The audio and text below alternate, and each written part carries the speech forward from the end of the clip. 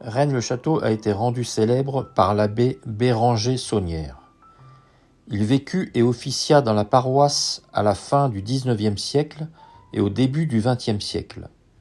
Il entreprit à ses frais des travaux de rénovation et d'embellissement de l'église et de ses abords. Malgré l'absence de preuves historiques, divers auteurs ont émis l'idée qu'il aurait trouvé un trésor en 1885, dont l'origine et la nature exacte sont inconnues.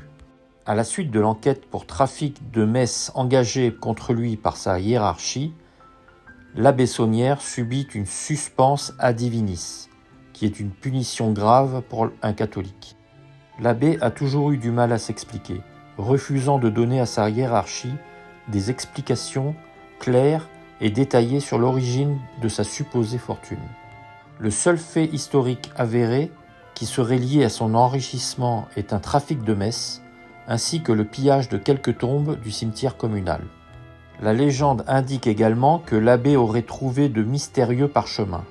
La nature de ces hypothétiques découvertes et l'origine de sa probable fortune sont le sujet de nombreuses thèses à l'origine de la légende du trésor de Rennes-le-Château. Il a également été attesté que l'abbé Saunière avait découvert un crâne percé lors de fouilles effectuées en 1895 sous la dalle des chevaliers de son église. Ce même crâne, resté sur place, a été redécouvert par une équipe de chercheurs carcassonnais en 1956.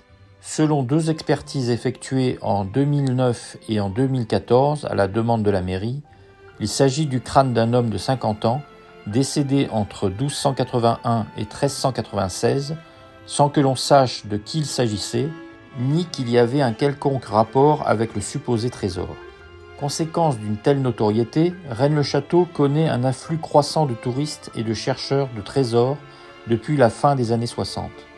Le conseil municipal a pris la décision de consacrer à l'abbé Saunière et à sa servante un musée qui est situé au cœur du bourg, et d'interdire toute fouille à Rennes-le-Château.